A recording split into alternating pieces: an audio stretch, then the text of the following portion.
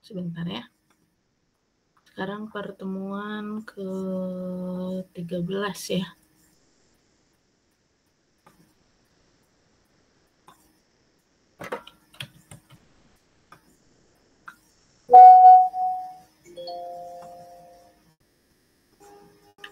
Ahmad Hilman ada?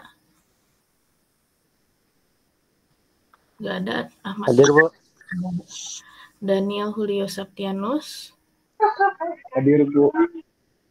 Deksi Mardawibawa. Hadir, Bu. Didra Ryan Herlambang. Hadir, Bu. Kemudian Dina Nabilah Wiam. Hadir, Bu. Sebentar.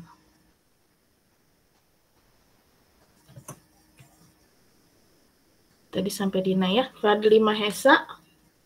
Hadir, Bu. Fahri Rosi. Hadir, Bu. Gilang Rizky Pratama. Hadir, Bu.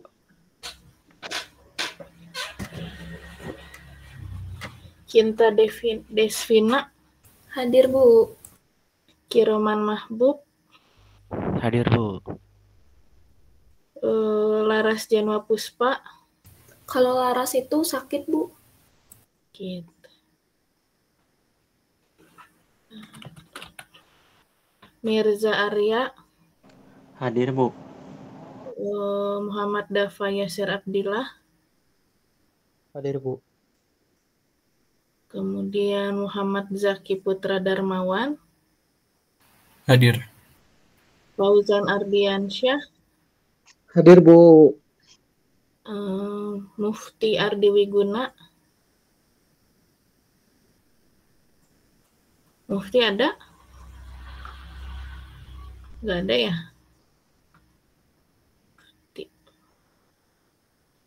Ilham Yusuf. Hadir, Bu. Ilham Yusuf. Terus Nabil Syauki Siswandi. Hadir, Bu. Raffi Afkar Yunansyah. Hadir, Bu. Nia Melinda. Hadir, Bu. Purbaya Hidayat Arifin. Ada Purbaya? Nggak ada ya. Rafli Firmansyah. Hadir, Bu. Restu Utami. Hadir, Bu. Restu Utami. Roy Subagia Santoso. Hadir, Ibu. Septiawan Hadi Prasetyo. Hadir, Bu. Stephen Martua Christian Simbolon. Syahrul Ramadan. Hadir, Bu. Tina Nurul Izzati. Hadir, Bu. Oke, jadi yang nggak hadir Mufti sama Laras aja ya? Dua ya? Oke, sebentar.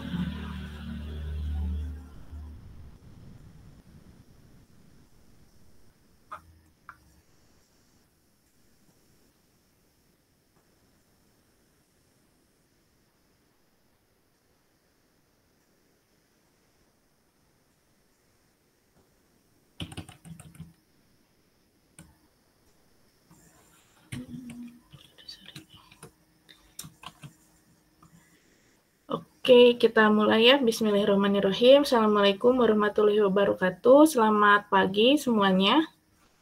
Waalaikumsalam warahmatullahi wabarakatuh. Selamat pagi, Bu.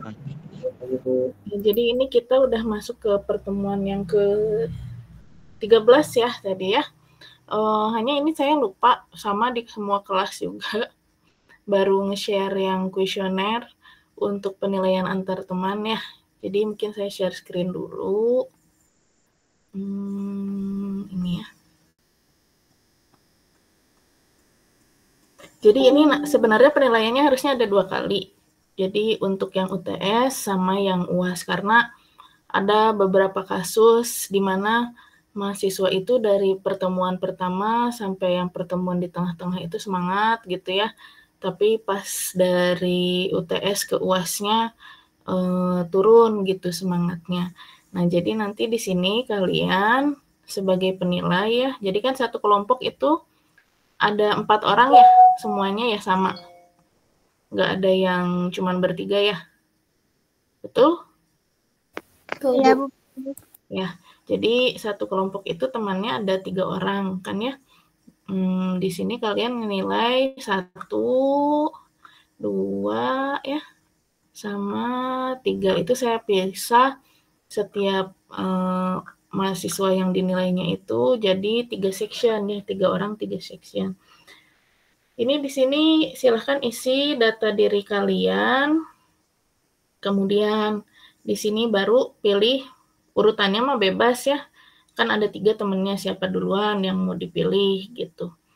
Ini setelah dipilih nama temannya, nanti ditulis job desk-nya itu ya yang sudah kalian putuskan di kelompok. Apakah misalnya siapa nih, kelihatan Roy Subakia gitu ya, job desk-nya itu membuat di FD, membuat use case kan kemarin yang UTS di FD use case flow map gitu ya. Nah, ditulis aja di sini. Terus apakah ada bagian yang jadi ketuanya gitu, itu boleh juga ditulis di sini gitu ya. Karena mungkin masing-masing kelompok beda-beda, jadi nggak saya kasih patokan yang berupa drop down gitu. Silahkan tulis aja isian singkatnya di sini. Kemudian yang saya minta dari kalian itu ada 3 variabel ya, 3 penilaian. Yang pertama itu ada kontribusi, kemudian tanggung jawab, dan inisiatifnya.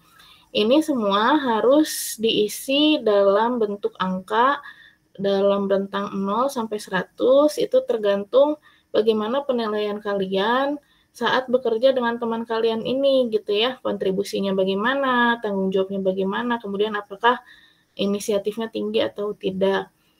Ini khusus untuk dari pertemuan 1 sampai ke pertemuan 8 ya, karena untuk yang UAS nanti saya akan kasih lagi kuesionernya di pertemuan, insya Allah di pertemuan ke-15 atau mungkin nanti saat presentasinya gitu ya, karena kalian mungkin akan banyak bekerja samanya itu kan di titik-titik penghabisan tuh sampai ke pertemuan ke-16-nya gitu ya. Jadi antara di pertemuan ke-15 atau nanti saat UAS itu saya akan share ulang lagi si form yang baru ini tapi untuk UAS gitu ya. Jadi yang saya minta hanya 3 poin penilaian ini. Kemudian di sini ada tulisan komentar tambahan, tapi ini sifatnya opsional dan komentar ini hanya diisi, jadi nggak usah wajib gitu ya, hanya diisi jika kalian memang ada hal-hal yang ingin disampaikan pada saya terkait mahasiswa yang dinilai tersebut. Misalnya apa, ada keluhan misalnya mahasiswa ini tidak bekerja kalau misalnya tidak diminta, atau bahkan sudah diminta juga suka kabur-kaburan gitu kan ya. Jadi jangan diisi pesan untuk temannya, karena ini komentar ini tidak akan saya share ke siapa-siapa lagi, cuman untuk saya baca aja. Di beberapa tahun sebelumnya suka ada yang ngisinya tuh misalnya siapa ini, Daniel gitu ya, kerja bareng Didra, terus Daniel ngisi untuk penilaian Didra. Nah di komentarnya ini diisi semangat Bas Bro, lanjutkan terus ininya gitu ya, ininya apa, kerja bagusnya. Udah percuma nulis gitu ya. Buat saya nggak ada poin penilaiannya gitu kan ya, buat pertimbangan dalam penilaian. Dan saya juga tidak akan memberikan pesan ini yang kalian isi, baik pesannya berikut nilai-nilainya ke teman kalian lagi yang lain gitu. Karena ya ini hanya untuk saya sendiri aja. Takutnya kan nanti malah jadi ada pertikaian dan perpecahan gitu ya. Dan saya ini juga akan melihat membandingkan gitu ya dengan isi teman-teman yang lainnya gitu. Untuk yang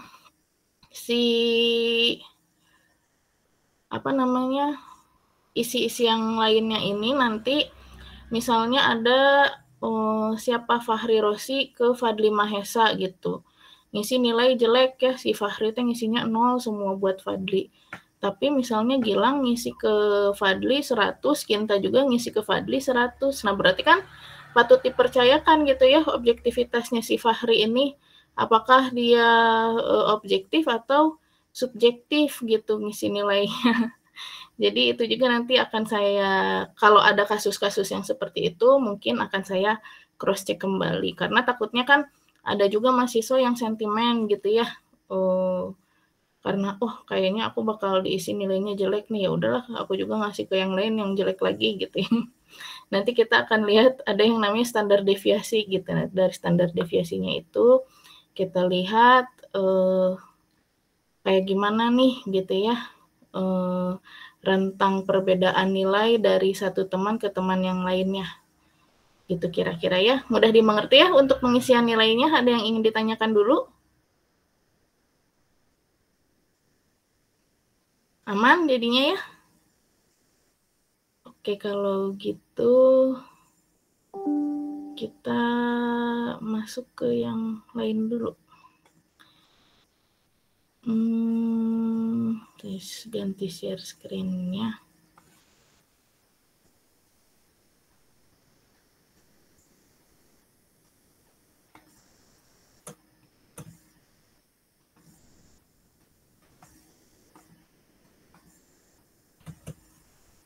Ini ya.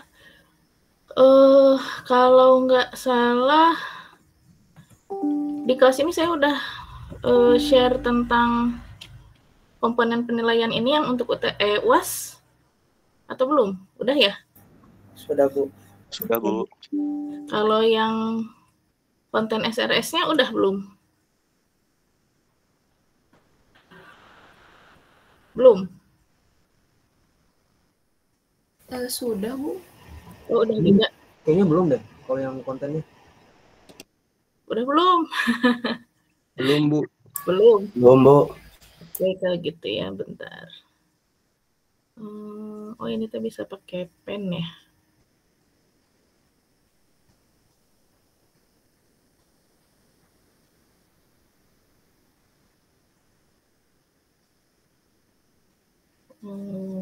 Ini saya baru lihat di Google Meet bisa nunjuk-nunjuk ya. Jadi untuk konten SRS-nya sebenarnya nggak jauh berbeda dengan yang UAS ya. Dengan yang UTS. Jadi saya minta 3 bab aja. Biasanya saya minta 4 bab sih ya, tapi nanti saya lihat dari yang tabel yang minggu kemarin aja, yang sudah kalian kerjakan saat berdiskusi dengan klien, apakah sudah sesuai atau nggak sesuai, itu untuk kebutuhan validasinya ya. Nah, di sini tambahannya sebenarnya hanya yang si bagian ini ya, external interfaces, kemudian kebutuhan fungsional dan kebutuhan non-fungsional, lalu di bagian rancangan antarmuka pengguna ini. Kalau yang sebelum-sebelumnya itu kan kalian udah lihat semua ya, udah dibikin semua ya. Jadi yang external interfaces ini kalau ada kalian misalnya aplikasinya itu ada pembayaran dengan wallet gitu ya. Coba kalian berarti harus ada effort untuk mencari data apa aja sih yang diperlukan supaya kalian bisa mengirim atau menggunakan fasilitas API dari si pembayaran dengan wallet itu gitu ya. Kemudian kebutuhan fungsional dan kebutuhan non-fungsional ini sudah pernah kalian buat 2 minggu atau 3 minggu yang lalu gitu ya. Itu setelah kalian perbaiki mungkin dari kelompok-kelompok, contohnya dari kelompok-kelompok yang sudah divalidasi oleh saya, prototype dan SKPL-nya, itu kan mungkin kelihatan tuh, yang ada di tabel kebutuhan fungsional itu harus sama dengan yang ada di prototype sistem. Oleh karena itu, silahkan diperbaiki, lalu itu ditambahkan juga ke konten untuk SKPL-nya gitu ya. Nah, yang diagram-diagram ini juga otomatis kalau misalnya terdapat perubahan di dalam aplikasi, baik ada perubahan itu di sisi prototype-nya ya. Berarti di FD, use case, kemudian flow map-nya otomatis harus diperbaiki juga ya 3 ini. Karena 3 ini akan menjadi patokan untuk validasi juga. Kalau kemarin kan saya hanya ngasih penilaian itu di yang kebutuhan fungsional sama kebutuhan non-fungsional ya. Untuk validasinya ya hanya di kebutuhan fungsional dan fungsional. Tapi saat UAS nanti saya akan melakukan validasinya juga ke DFD, use case, serta flow map. Kalau rancangan mungkin gampang ya karena tinggal screenshot dari Figma-nya aja, nggak usah pakai yang low fidelity kayak gitunya ya, yang wireframe gitu nggak usah dibuat, langsung aja yang dari Figma-nya. Nah, untuk yang DFD, use case, sama flow map ini harus sesuai, maksudnya seperti apa ya. Use case misalnya ada tulisan bahwa user bisa mengakses halaman, misalnya halaman untuk melihat data pesanan. Nah, saya akan cek, coba ini sebagai user biasa, betul bisa lihat halaman data riwayat pembelian apa tadi saya itu ya, misalnya kayak gitulah ya untuk yang use case. Kemudian flow map, alurnya, apakah betul alur yang disampaikan di prototype itu sesuai dengan yang ada di dalam diagram flow map-nya ini. Kemudian di FD, kalau di FD ini memang agak susah ya, karena sebenarnya kan di FD bukan untuk untuk UI, untuk yang bisa ditampilkan di UI saja, tapi mungkin saya akan tanyakan pada beberapa aspek yang memang bisa kelihatan di tampilannya gitu ya. Jadi betul nggak nih nanti ada dari fungsi misalnya input data pengguna, terus jadi ada masuk ke dalam halaman profil pengguna misalnya kayak gitu ya. Jadi memang ini terbatas untuk DFD, use case, dan flow map itu pada aspek-aspek yang memang hanya kelihatan di prototype system. Jadi saya nggak akan ngecek yang, oh katanya ini akan masuk ke database ini ya, karena itu kan nggak bisa gitu ya, nggak bisa kalian tunjukkan di sistem prototype. Jadi intinya DFD, use case, dan flow map ini hanya digunakan untuk validasi yang kelihatan-kelihatan aja. Dan pertanyaan ini satu kelompok mungkin saya akan batasi 10 pertanyaan aja ya, dimana kalau misalnya dari 10 pertanyaan validasi itu terjawab, ya berarti untuk validasinya insya Allah misalnya nilainya 100 gitu ya. Tapi kalau misalnya ternyata ada yang nggak sama gitu, ya tinggal dikurangin aja dari 100%, berarti satu salah ya maksimal berkurang 10% gitu ya. Tapi kan nggak akan saklek, oh ini salah total ya, kalau salah total berarti berkurang 10%, tapi kalau misalnya masih bisa dimaklumi kesalahannya ya berarti nggak akan sampai sebesar 10% itu gitu ya. Dan pertanyaannya nanti saya akan pilih orang yang akan saya minta untuk menjawab. Jadi bukan hanya nilai kelompok, tapi ada nilai individu juga di dalam UAS ini ya. Jadi nanti saat yang ditanya itu tidak bisa menjawab, bukan berarti nilainya langsung jadi berkurang 10% tadi ya. Tapi kalau misalnya temannya nggak bisa jawab, ya nanti saya akan tanyakan ke anggota kelompok lain siapa yang bisa menjawab pertanyaan tersebut. Sampai di sini kira-kira bisa dipahami untuk teknis UAS-nya nanti? Bisa, Bu. Bisa, Bu. Nah, untuk itu nanti di pertemuan, kalau di kelas lain itu pertemuan ke-14 ini saya akan kasih waktu untuk memperbaiki si SRS ini semua, karena kan setelah divalidasi kemarin ternyata banyak yang salah-salah tuh. Dan otomatis DFD, use case, sama flow map-nya juga harus dirombak katanya gitu ya. Saya nggak tahu kenapa kok malah jadi harus diperbaiki lagi gitu ya. Harusnya kan kalian bikin ya prototype system berdasarkan DFD, use case, sama flow map juga gitu. Tapi katanya ada banyak, Bu. Terus ada yang, Bu gimana ya punya saya ada fitur ininya, kebutuhan fungsionalnya tuh ada 30 katanya. Padahal kan waktu di pertemuan-pertemuan yang sebelum UTS saya pernah untuk kalian itu sebenarnya baseline kebutuhan hanya 5 aja gitu ya. Jadi yang fitur-fitur utama dari aplikasinya itu sebenarnya cukup 5 aja. Jadi untuk yang di FD, use case, sama flow map ini juga nanti silahkan diutamakan pada yang 5 kebutuhan utamanya itu atau yang baseline kebutuhannya.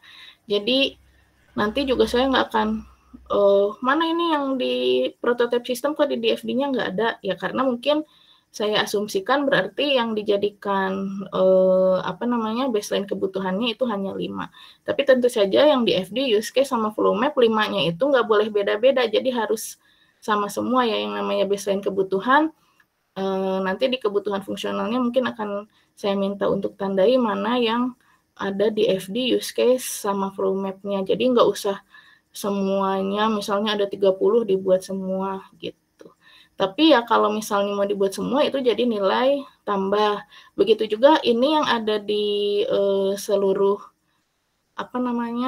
template yang saya minta untuk UAS ini adalah permintaan minimal yang saya ajukan gitu ya. Karena kan kalau misalnya kalian baca di dokumen standar ISO itu kan ada banyak ya poin-poin untuk isi SRS, baik di yang tahun 2011 maupun di yang tahun 2018 yang paling baru.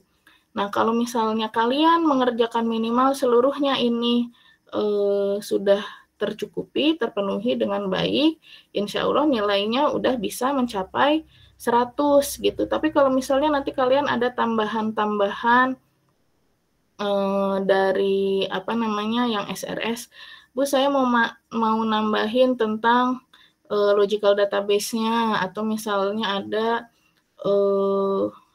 poin-poin lain lah yang ada di SRS itu, silahkan ya, berarti nanti saya akan tambahkan nilainya sebagai nilai bonus gitu ya, jadi nilainya bisa lebih dari 100. Atau kalau misalnya kayaknya nggak yakin juga nih ngerjain lengkap kayak gini teh nilainya bakal 100 gitu ya, ya udah ditambahin aja pembahasan-pembahasan yang lain untuk menambah rentang nilai maksimalnya nggak jadi 100, misal ditambahin 5 poin tambahan, bisa jadi 120 atau malah 150 gitu ya. Jadi walaupun ada salah-salahnya tetap bisa mencapai 100 gitu. Jadi silahkan ditambahkan aja pembahasan-pembahasannya kalau sanggup, tapi kalau nggak sanggup ya nggak apa-apa, udah bisa dapat nilai yang 100 tanpa nilai bonusnya gitu ya. Kalau di kelas lain itu pertemuan 14 tidak akan ada perkuliahan, tapi di pertemuan 15-nya akan ada validasi terakhir gitu ya, yang masih bisa untuk revisi sebelum ke UAS. Jadi di pertemuan 15 itu semua kelompok mungkin saya kasih waktu untuk mempresentasikan gitu ya. Kalau kemarin kan cuma 4 kelompok tuh gitu ya. Kalau sekarang saya kasih waktu untuk semuanya, jadi nggak akan semuanya dicek gitu.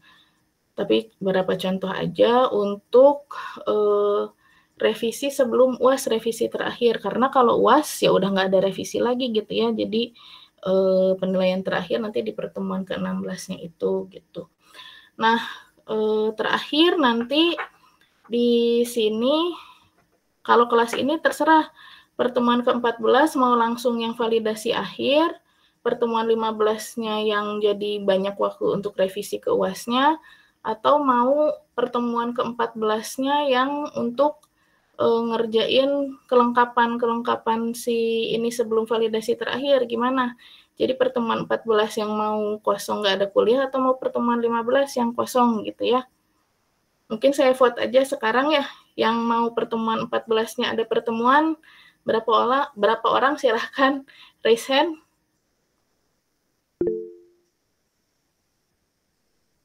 Coba aja, ada.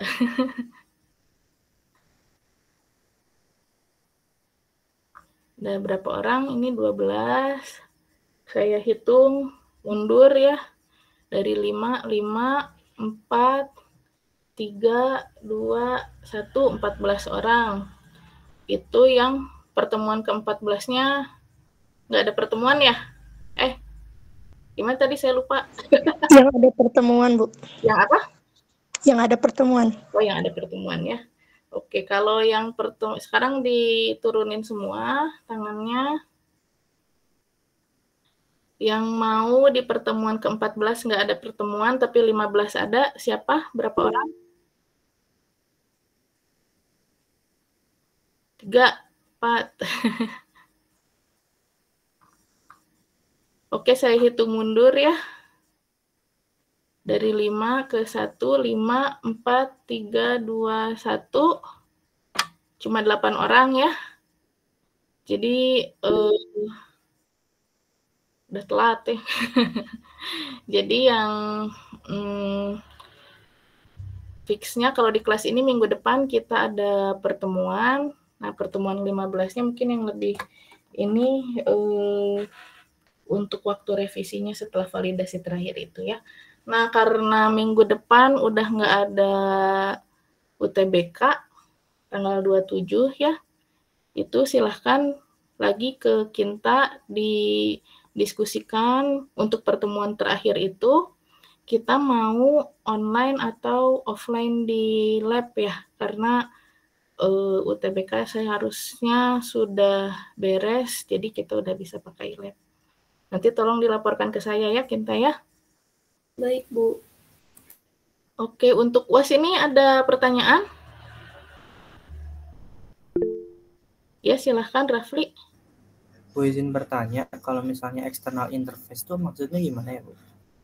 Itu tadi yang saya bahas, kalau misalnya kalian menyebutkan ini ada sistem pembayaran yang pakai e-wallet gitu ya, itu kan kita harus ada komunikasi dengan API lain gitu. Nah, itu ada formatnya di dokumen standar ISO-nya, data apa aja contohnya yang dibutuhkan untuk si external interfaces ini. Atau misalnya bukan yang e-wallet gitu ya, tapi ada ceritanya bisa melakukan pembayaran dengan mesin EDC, terus ada di kelas ini tuh bukannya misalnya bisa nerima alat absensi, data absensi dari alat scan jari gitu ya. Terus ada lagi misalnya aplikasinya bisa login dengan Google, dengan Facebook dan lain sebagainya. Nah, yang untuk memungkinkan hal-hal tersebut kan berarti kita harus berkomunikasi atau berhubungan dengan aplikasi yang ada di luar sistem ya. Jadi kayak API, terus atau hardware lain, printer, segala macam. Nah, itu kita harus menyiapkan data apa sih atau apa saja yang harus dipersiapkan untuk bisa berhubungan dengan interface eksternal tersebut gitu. Ada formatnya di dokumen standar, silahkan dipelajari dulu aja ya. Kalau Rafli aplikasinya yang dibikin sebagai developer itu aplikasi apa? Punten Bu, jaringan sayanya lumayan jelek, jadi suara Ibu saya patah-patah Bu. Oh, itu percuma saya ngomong Untuk panjang. yang akhir tadi, pertanyaan apa Bu? Maaf. Oh. Kalau Rafli sebagai developer ngerjain aplikasi apa? Saya sebagai developer ngerjain e-commerce buku Bu, buku online dari kelompok 7. Nah, e-commerce buku nggak tahu ya, ada pembayaran di aplikasinya pakai wallet, atau login ke aplikasinya pakai Google dan lain sebagainya. Nah, itu berarti harus dicari si referensinya untuk berkomunikasi dengan API tersebut kayak gimana ya. Oke, baik Bu. Terima kasih Bu. Ya, ada lagi pertanyaan yang lain? Boleh, Kinta? Mau nanya, Bu, kan misalnya kalau waktu di prototype tuh kita tuh bikinnya buat satu user, tapi kalau di diagramnya tuh ada 2 user, gimana Bu? Ya berarti itu nggak akan dibuat gitu user yang lainnya sama kelompok Kinta. Iya Bu, yang prototype-nya. Itu tinggal dibahas di bagian scope and limitation ya. Ceritanya untuk rilis yang versi pertama ini baru, atau misalnya untuk tugas ini baru untuk fokus ininya yang di user biasa atau user adminnya gitulah contohnya ya. Baik Bu, terima kasih. Iya. Yang lain ada lagi?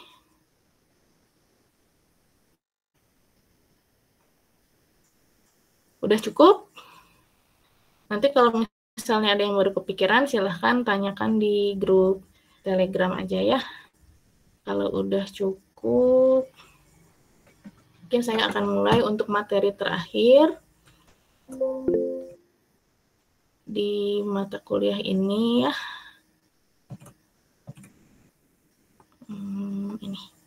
Ini nggak akan banyak materinya, dan ini sebenarnya lebih ke aspek sosial ya, bukan yang aspek teknis untuk pengisian SRS. Dan mungkin apa ya, sebenarnya kalian juga pas saya bahas ini baru, oh iya saya udah mengalami nih hal-hal yang saya bicarakan itu gitu ya. Jadi biasanya saya bahas materi ini di pertemuan-pertemuan tengah gitu ya, tapi karena ngelihat di semester ini kok ada banyak liburnya, walaupun ternyata liburnya nggak berdampak ke mata kuliah kita ya, karena liburnya nggak di hari Senin Selasa gitu, jadi saya salah perhitungan. Tapi nggak apa-apa, jadi materi ini sifatnya ya lebih ke aspek sosial, tadi seperti yang saya bicarakan ya, tentang negosiasi dan bagaimana kita melakukan pemprioritasan untuk kebutuhan perangkat lunak gitu. Nah, ini contoh kenapa kita butuh negosiasi gitu ya. Negosiasi muncul karena akan ada konflik yang terjadi baik di dalam tim internal maupun antara dua tim gitu ya, antara misalnya tim developer sama tim klien gitu. Walaupun konflik pada bentuk realnya ya nggak seperti ini gontok-gontokan gitu ya, nggak selalu kayak gini gitu. Tapi gimana selama melakukan tugas ini gitu ya, kalian sebagai developer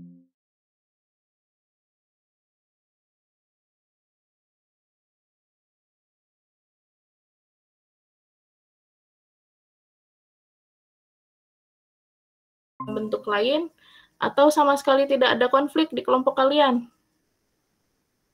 Gimana kira-kira? Ada yang tidak ada konflik boleh tidak ada konflik tidak ada konflik boleh reset.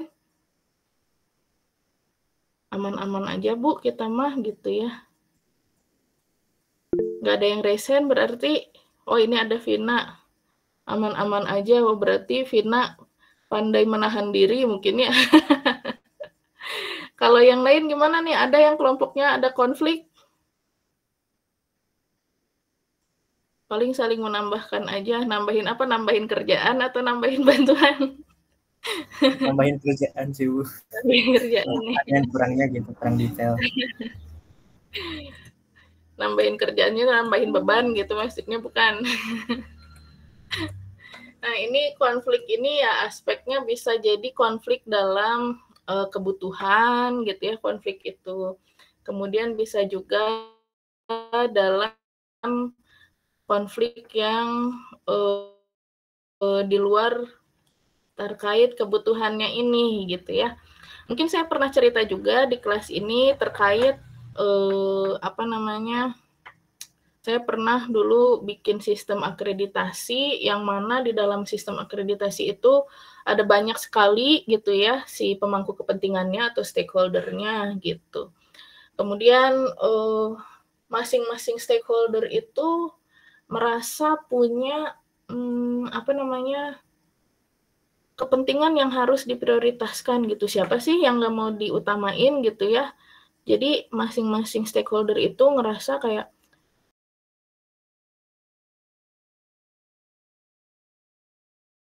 nanti ini gimana cara kita mengatasi masalah-masalah keuangan gitu ya. Terus percuma kalau ini tentang keuangan, nanti kalau misalnya tentang kemahasiswaan nggak diurus lebih dulu, manajemen mahasiswanya ini makin hari makin banyak gimana cara manajemen kemahasiswaannya gitu kalau misalnya tidak dibantu dengan sistem gitu. Dan mungkin bisa jadi gitu ya, terdapat aplikasi kebutuhan fungsional yang mungkin antara dibutuhkan oleh stakeholder satu bertentangan dengan stakeholder yang lainnya gitu. Oleh karena itu, kita harus melakukan negosiasi untuk resolusi konflik tersebut gitu. Jadi, kenapa sih perlu negosiasi? Ya kita harus mengamini bahwa banyaknya persyaratan itu untuk menjadi satu yang koheren kalau di sini gitu ya, itu tidak mudah gitu. Dan kalaupun ini menurut teori itu adalah salah satu tugas analis kebutuhan atau tugas sistem analis. Tapi bisa jadi konflik itu terjadi bukan di dalam sisi developer tapi di sisi klien seperti yang tadi saya bilang. Bisa jadi kita sebagai orang luar itu tidak bisa untuk masuk ke dalam tim klien langsung bilang udah biar adil kayak gini aja gitu ya solusinya. Tapi kalau misalnya konflik ini terjadi karena pada realnya ya satu company itu tidak selalu menangani hal yang atau bisnisnya itu kayak di contoh perkuliahan ini. Kalau di perkuliahan ini kan tim developer ngerjain request dari klien gitu ya. Kalau saya dulu pernah kerja di startup saya ini yang ngerjain bukan berdasarkan request dari klien, tapi kita sendiri yang menganalisis pasar gitu kan ya. Oh kira-kira kebutuhannya apa nih? Coba kita bikin yuk fitur ini gitu, supaya user-user tertarik nih buat pakai aplikasi kita. Dulu saya kerja di startup yang bidang educational technology ya. Jadi mungkin kalau kalian pernah lihat sistem, ya mungkin yang di MBKM sekarang banyak, salah satunya ada perusahaan saya yang dulu pernah kerja gitu ya, yang ada di, dulu pernah pas COVID itu yang sistem ada beberapa website dijadiin sama pemerintah itu untuk pelatihan tuh yang situs-situs untuk pelatihan prakerja ya. Nah itu salah satunya saya bekerja di situ. Nah misalnya ada muncul, oh kalau cuman kelas-kelas doang yang berbayar, user kayaknya langsung males gitu yang ngelihatnya karena kelasnya berbayar semua. Yaudah kita ada ini fitur yang kelas-kelas gratis. Terus, oh kelas gratis masih kurang menarik gitu ya. Coba kita adain quiz. Quiz apa nih yang rame? Kebanyakan orang kan misalnya tentang quiz personality gitu ya. Oh kita ada ini tes psikologi atau tes personality gitu dan lain sebagainya. Jadi kalau company itu nanti saat kalian bekerja, mungkin bagi yang SMK juga pernah ngerasain ya.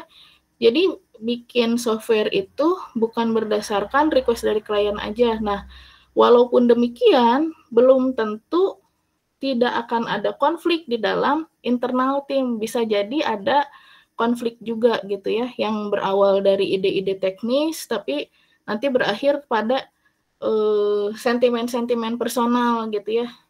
Dan konflik itu menurut saya pasti akan terjadi gitu ya. Mungkin Vina bilang tadi kelompoknya nggak ada konflik gitu ya, tapi anggota kelompok Vina yang lain, oh justru si Vina tak sumber konflik gitu ya.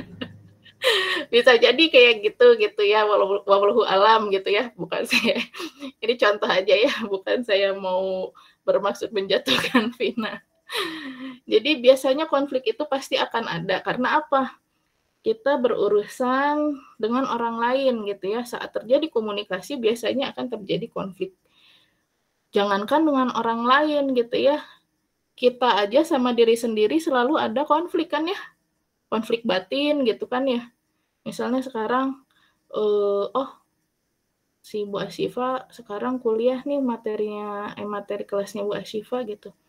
Ikut jangan ya, saya suka asa maros gitu ya, dengerin Bu Asyifa ngasih kelas mah, udah welah sare gitu.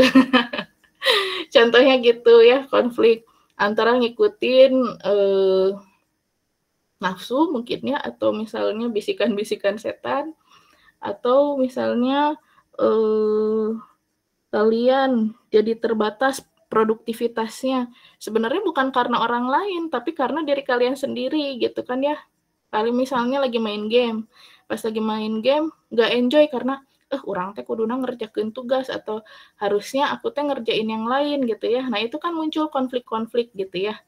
Jadi pasti akan ada konflik di setiap aspek, apalagi kalau misalnya kalian ngerjain tugas yang sifatnya kelompok kayak gini. Nah, permasalahan pemicu konflik dalam konteks ini ya, pengerjaan software khususnya dalam level rekayasa kebutuhannya gitu. Yang pertama ada terlalu banyak kebutuhan persyaratan gitu ya. Ada terlalu banyak kebutuhan, terus ada banyak sumbernya juga. Nah, ini nanti salah satu solusinya yang akan dibahas adalah dari banyak persyaratan ini sebagai kenapa saya susah ngomongnya? Dari banyaknya persyaratan ini atau dari banyaknya kebutuhan ini sebenarnya mana sih yang harus didahulukan gitu ya, atau mana yang paling penting untuk dikerjakan, itu nanti kita belajar di pemprioritasan gitu. Nah, kemudian sumber dayanya terbatas. Kalau di kelas di sini gitu ya, tugas kalian ngerjain mungkin nggak ada anggarannya, tapi tetap aja ada waktu, mungkin kan harus berbagi dengan mata kuliah yang lain gitu ya. Kemudian sumber daya manusianya terbatas, kayak kalian mikir, kayaknya kalau lebih banyak orangnya bisa lebih dibagi-bagi nih tugasnya gitu. Jadi walaupun ada banyak kebutuhannya, tapi kalau lebih banyak orangnya akan lebih gampang ngerjainnya. Walaupun belum tentu demikian ya, nanti mungkin di project manager, di mata kuliah project management ya, itu akan dibahas seberapa efektif sih, apakah lebih banyak orang itu akan lebih efisien dalam pengerjaan tugas, atau misalnya kalau ada 10 kebutuhan, kita butuh 10 orang buat ngerjain, apakah selalu demikian gitu ya. Pada akhirnya kan nggak seperti itu juga gitu ya. Kemudian kesulitan menetapkan prioritas. Nah tadi, yang mana yang paling penting, terus ini tuh sebenarnya untuk siapa gitu ya stakeholdernya. Kemudian bagaimana cara memprioritaskannya, kenapa kita harus memprioritaskannya, misalnya, ini nih yang paling penting FR007 dibandingkan FR001. Atas dasar apa kalian menyebutkan FR007 itu lebih penting daripada FR yang 001 gitu kan ya, harusnya ada alasan untuk memprioritaskan sesuatu. Kemudian, nah ini yang paling klasik ya, developer ya baik programmer, analis dan lain-lain mungkin tidak mengetahui nilai bisnis dari beberapa kebutuhan. Jadi kayak kalian mah fokusnya mungkin ke aspek-aspek yang trivial, atau programmer itu cenderung lebih memprioritaskan atau mendahulukan gitu kan ya, prioritas kan lebih didahulukan, mendahulukan misalnya fitur-fitur yang sebenarnya nggak penting, padahal tidak ada value bisnisnya. Contohnya apa? Misalnya, waktu kemarin ya saya validasi, ada tim yang contohnya nih gini, bikin aplikasinya aplikasi jual beli barang bekas online gitu kan ya. Harusnya core bisnisnya itu gimana caranya kita bisa melakukan transaksi di aplikasi tersebut gitu kan ya. Terus saya kemarin pas yang pertemuan 2 atau 3 minggu lalu minta kalian untuk membuat prototype system. Saya bilang 40% aja dulu. Jadi kalau misalnya kalian punya tabel kebutuhan fungsional ada 10, 4 kebutuhan fungsional aja yang dibuat untuk sistem prototipenya gitu ya. Nah, bagusnya yang diutamakan 4 itu adalah sistem yang memang menjadi baseline atau yang ada menunjukkan fungsi utama dari aplikasi kalian. Tapi ternyata kan enggak. Karena apa? Yang bikin mah Bu gampangnya halaman login dulu gitu ya. Terus halaman update profil, kayak gitu. Nah, jadi yang kelihatan itu misalnya dari aplikasi itu kemarin ada yang cuman bikin halaman login, terus halaman register, terus halaman ganti nama atau ini input data user ya, sama ganti tema.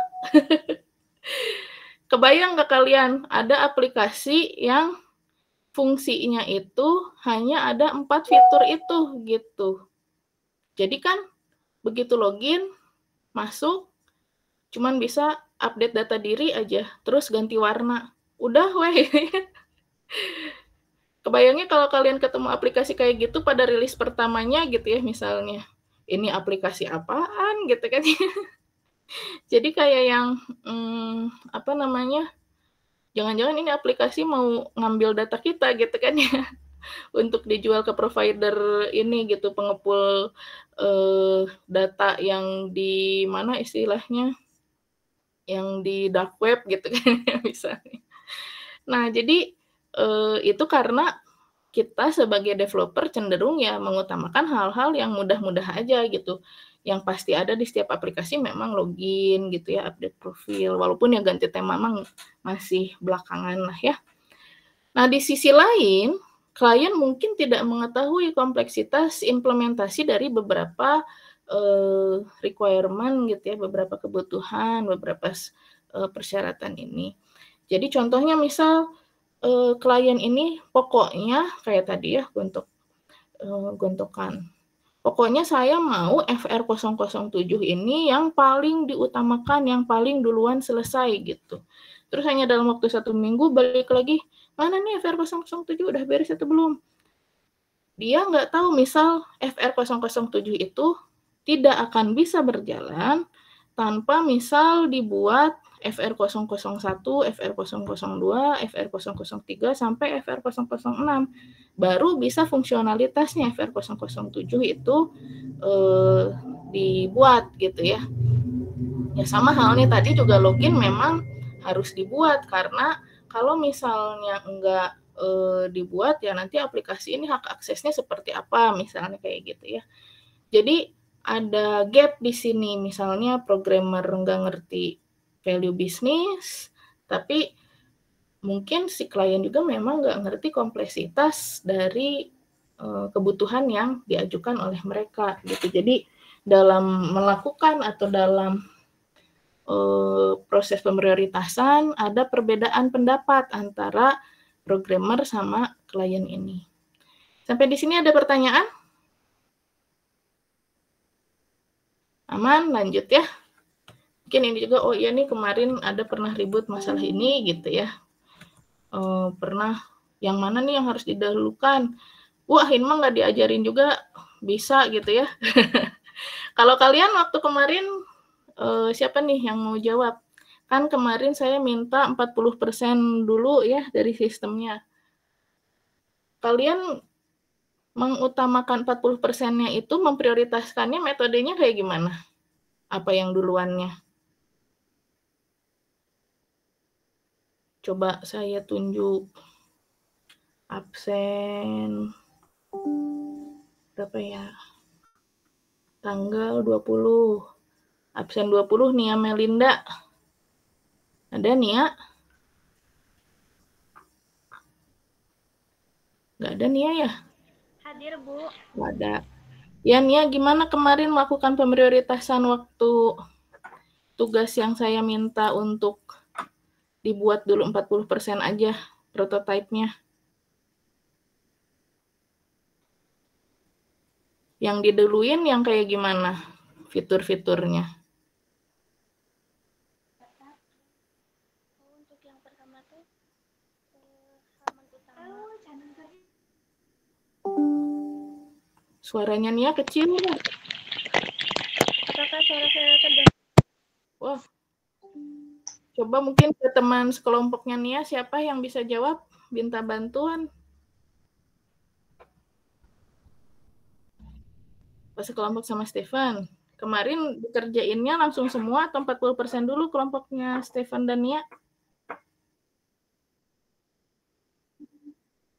Nah, gitu. Terus yang diutamain yang kayak gimana?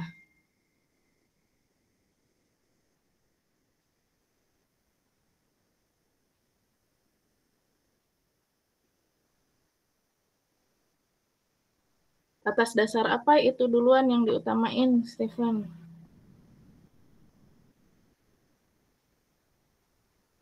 Jadi emang udah ngikutin yang, oh ini kayaknya yang value bisnisnya paling utama itu ya. Bagus berarti ya. Terus coba kelompok lain. Kelompok siapa ya? Bulan 5 ya. Absen nomor 5 Dina Nabila. Ada Dina Nabila? Hadir, Bu. Kalau Dina, kelompoknya kayak gimana nih kemarin yang direalisasiin duluan? Kalau kelompok saya yang direalisasikan duluan paling fitur kayak login, daftar, terus home screen kan membuat aplikasi e-commerce penjualan buku. Jadi kayak keranjang bukunya gitu, keranjang, terus keranjang belanja, detail produk dan yang lainnya, Bu. Udah semua itu dibuatnya? Ada yang belum sih, Bu. Belum semuanya dibuat. Prototype-nya juga belum. Yang diutamain itu kenapa yang login kayak gitu duluan? Sama halaman home gitu ya? Atas Iya, dasar apa mengutamakan fitur-fitur itu untuk dibuatnya?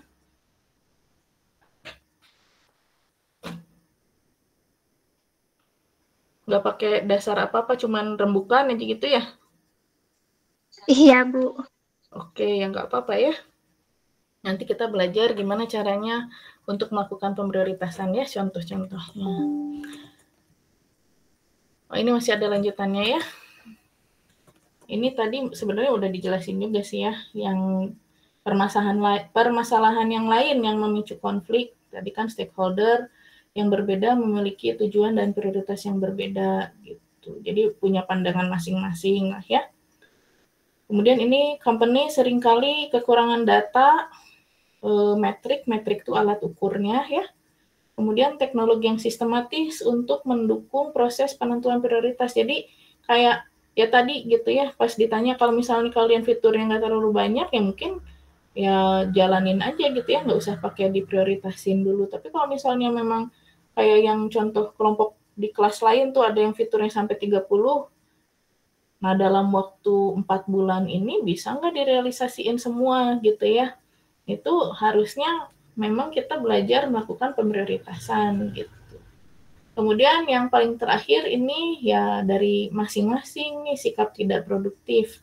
Soalnya apa? Sikap merasa bisa melakukan semuanya. Nah ini adalah penyakit sebenarnya yang ada di kebanyakan mahasiswa, terutama mahasiswa yang memang ambisius gitu ya, atau memang yang selalu berpikiran positif gitu ya. Tapi ingat, berpikir positif juga bisa jadi toksik. Bisa jadi toksik apa misalnya, oh bisa lah ini mah semuanya gitu ya. Atau misalnya ngerjain semuanya malah sama sendiri gitu. Padahal ada batas waktu yang harus dikejar, jadi tidak realistis ininya gitu ya, target-targetnya. Kemudian tidak memperhitungkan prioritas, waktu, dan biaya, ya saling berkesinambungan lah ya dengan yang pertama tadi. Atau ada lagi nih yang masih ada banyak penyakitnya di mahasiswa, walaupun nggak semua. Misalnya sikap yang apa namanya, oh jadi lupa saya. Perfeksionis ya. Jadi misalnya Ahmad, Daniel, sama Deksi satu kelompok. Nah, Deksi ini punya sifat yang perfeksionis, ingin semuanya tuh serba bagus. Sementara Ahmad sama Daniel ini kerjanya ya asal-asalan gitu. Pada akhirnya Deksi ini harus ngebenerin semua pekerjaan Ahmad sama Daniel gitu ya. Kalau misalnya lagi jadi mahasiswa itu mungkin ya masih bisa survive lah Deksi ini. Karena tugas mata kuliah terus sekelompok sama Ahmad sama Daniel ini kan bisa jadi ya cuman dalam waktu 4 bulan aja ya. Tapi kalau misalnya nanti udah kerja ini harus di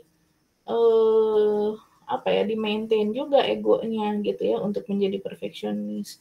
Karena tidak semua misalnya itu harus selalu sempurna, harus jadi selalu yang paling bagus gitu ya. Apalagi nanti di dunia kerja di mana misalnya kalian kerjanya serius tapi dibayarnya main-main misalnya. Kemudian banyak misalnya teman-temannya yang kayak Ahmad sama Daniel ini, terus Deksi tetap perfeksionis. Kalau dalam waktu 4 bulan, oke, masih selamat tadi saya bilang. Tapi kalau misalnya kerja yang bisa bertahun-tahun, terus bisa jadi si Ahmad sama Daniel yang kerjanya asal-asalan ini malah jadi memanfaatkan Deksi gitu ya. Kayaknya nanti kerja asal-asalan juga ada di cover sama si Deksi gitu kan ya. Ya udah kerjanya seadanya aja, nanti juga sama Deksi diperbaikin gitu. Dalam waktu 4 bulan masih oke, setahun udah mulai kerasa, 2 tahun, 3 tahun, ya mulai jadi penyakit itu gitu ya. Jadi gimana caranya, makanya saya minta kalian ngerjain tugasnya kelompok kayak gini juga adalah merasakan, kemudian mengalami gitu ya, kerja dengan teman yang mungkin nggak tahu nih kalau di kelas ini bagi-baginya apakah bebas atau dibagi secara random gitu ya, merasakan kerja dengan berbagai latar pekerjaan orang yang berbeda gitu ya. Jadi kerja sama orang yang kayak gini tuh harus kayak gimana sih untuk biar aku selamat terus ya, tapi kerjaan tetap beres gitu. Jadi nanti konfliknya ada macam-macam lah kalau lagi di tempat kerja ya.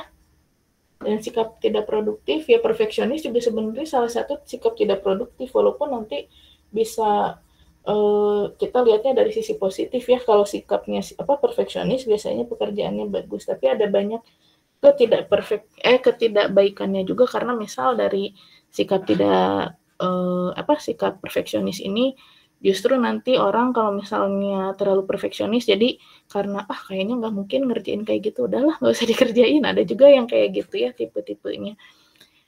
Jadi banyaklah ya contoh-contoh sikap tidak produktif ini. Lanjut lagi, nah negosiasi kebutuhan ini. Jadi ketidaksepakatan tentang kebutuhan ini tidak dapat dihindari gitu ya, saat sistem memiliki banyak stakeholder. Ya, kalau misalnya ini gimana caranya kita menegosiasikannya supaya jadi punya pandangan yang sama. Mungkin saya loncat ke yang ada di sini bukan ya.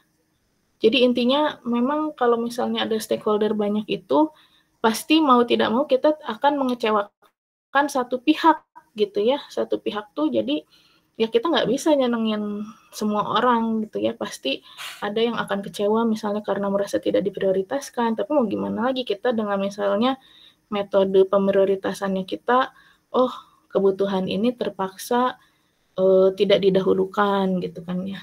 Kemudian konflik ini bukan kegagalan kita lihatnya, yang tadi saya bilang konflik ini kan suatu keniscayaan gitu ya. Jadi pasti akan terjadi. Yang harus kalian lakukan hanya tidak menutup mata bahwa konflik itu ada gitu, dan cari bagaimana menghilangkan atau bukan menghilangkan ya, meresolusikan lah ya gitu ya, mencari solusi dari konflik tersebut. Nah, dalam merencanakan proses rekayasa kebutuhan, penting untuk memberikan waktu yang cukup negosiasi. Ya, memberikan waktu yang cukup untuk negosiasi gitu ya, menemukan kompromi yang dapat diterima bisa memakan waktu. Nah, masalahnya banyak juga nih yang nggak melakukan yang tadi saya bilang, menutup mata, udah lah kerjakan kumaha orang lah saya ayana gitu ya. Atau misalnya nggak dinegosiasiin lagi nih sama kliennya, ya ujung-ujungnya jadi ngerjain yang berdasarkan developer paling utama aja gitu ya. Padahal tadi kan ya developer bisa salah juga karena tidak mengerti value bisnis yang memang diketahuinya oleh klien misalnya salah satunya. Kemudian spesifikasi kebutuhan akhir akan selalu menjadi kompromi yang diatur oleh kebutuhan organisasi secara umum. Jadi ya semuanya gitu ya udah jadi ada kesepakatan. Mungkin ini bisa juga menjadi dasar dari kontrak. Makanya dari tadi saya bilang biasanya ini materi ini dibahas di pertengahan gitu ya. Tapi ya karena di perkuliahan ini tidak ada kontraknya gitu ya, jadi saya bahasnya di akhir-akhir aja ini. Dan ini mungkin di skip dulu aja, nanti bisa dibaca ya gitunya. Kita langsung ke teknik penentuan prioritas. Jadi dalam menentukan prioritas itu kita ada yang disebut sebagai triase. Mungkin ya kalian yang pernah main game juga pernah baca tentang triase ini ya. Jadi gimana kita dalam satu tujuan atau dalam satu pilihan yang dipilih oleh kita itu mempertimbangkan antara keuntungan sama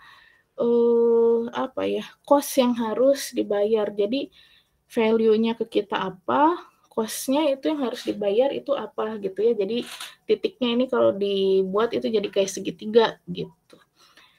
Nah, untuk melakukan pemprioritasan ini dari tadi saya bilang gitu ya, ada banyak sistemnya. Yang pertama misalnya aturan 80-20. Jadi dari satu aplikasi yang utuh, dari 100% kebutuhan, itu 20% itu misalnya kalau yang ada value bisnisnya gitu ya. Ini 20% kebutuhan adalah yang menyediakan 80% pendapatan. Jadi jangan harus ada yang untuk kita dapat revenue itu yang besar persentasenya, tapi usahakan sekecil mungkin kebutuhan fungsional itu memang yang ada keuntungannya ke kita, sementara sisanya itu untuk tambahan yang kecil-kecilnya aja gitu ya. Nah, berdasarkan aturan yang 80-20 ini, kita bikin semacam diagram gitu ya. Ini nanti kita bikin bukan asal nyimpen aja, ini K1 itu kebutuhan 1, kebutuhan 2, sampai misalnya ini paling banyak ada kebutuhan 16 gitu ya. Jadi nanti kita buat tabel, buat value-nya berapa, cost-nya berapa, misalnya nggak berdasarkan yang tadi, yang karena Bu, saya mah nggak ngitung 80% pendapatan keuntungannya itu teh dari mana gitu ya, belum kebayang gitu. Ya misalnya dari value ini juga nanti beberapa contoh setelahnya ya, nanti kan kita lihat value ini tidak selalu dalam aspek ekonomi, tapi dalam hal-hal yang lain lagi. Jadi menguntungkan ke kitanya ada berapa besar sih gitu, atau fitur ini tuh seberapa bernilainya gitu ya. Terus biaya yang dibutuhkannya semakin besar, berarti semakin kurang prioritasnya, karena misalnya, ini terlalu banyak memakan beban gitu ya. Tapi kalau misalnya yang kayak K11 gini ya, ini dia value-nya tinggi, cost-nya besar ya, tapi kalau misalnya ini jadi kebutuhan utamanya si klien, ya gimana lagi, ini harus direalisasikan. Walaupun yang harus diutamakan adalah yang ada di dalam area 20 ini, misalnya contohnya ya. Jadi dia value-nya tinggi, tapi cost-nya malah rata-rata di bawah rata-rata gitu kan ya. Jadi ini yang paling diutamakan karena ini adalah area 20. Dan ini yang sebisa mungkin yang dihindari itu adalah yang cost-nya besar tapi value-nya rendah gitu. Nah, ada metode lain lagi untuk melakukan pemprioritasan ini. Mungkin contohnya yang ini ya, yang pemprioritasan Wigger. Tadi mungkin gak kebayang nih si tabelnya gimana. Di sini saya mau coba tunjukin yang contoh lain. Jadi pemprioritasan ini udah pada belajar statistik kan ya? Semuanya lagi belajar ya sekarang ya. Jadi pemprioritasan Wigger ini ada pendekatan analitik semi kuantitatif ceritanya. Jadi kenapa semi kuantitatif ya? Karena semua hal di yang pemprioritasan ini sebenarnya awalnya itu dari asumsi juga gitu ya. Makanya tadi saya bilang yang kelompoknya siapa, Dina ya. Ya ini berdasarkan rembukan aja. Rembukan itu kan sifatnya kualitatif tuh, diskusi-diskusi gitu ya. Tapi nanti ini misalnya untuk mengisi pemprioritasan Wigger ini dari diskusinya kita coba kuantitatifkan gitu pertimbangan-pertimbangan tersebut gitu ya. Dalam skala-skala yang sudah ditetapkan oleh aturan Wigger ini gitu. Yang pertama di sini ya bergantung pada estimasi. Nah, namanya juga estimasi ya, bukan yang langsung penilaian yang absolut gitu ya. Tapi ini masih estimasi, prioritas, kebutuhan relatif lagi gitu ya. Udah diestimasi masih relatif lagi. Yang pertama nanti yang dinilainya adalah relatif benefitnya atau manfaat relatifnya. Jadi manfaatnya seberapa besar sih kalau kita punya kebutuhan fungsional ini gitu ya. Jadi kalau ada kebutuhan fungsional atau ada fitur ini, manfaatnya ke aplikasi kita seperti apa gitu ya. Nanti dinilai nih, pakai yang ini. Nah, setiap dimensi diberi nilai pada skala tertentu, misal 0 sampai 9 ya contohnya. Jadi kalau semuanya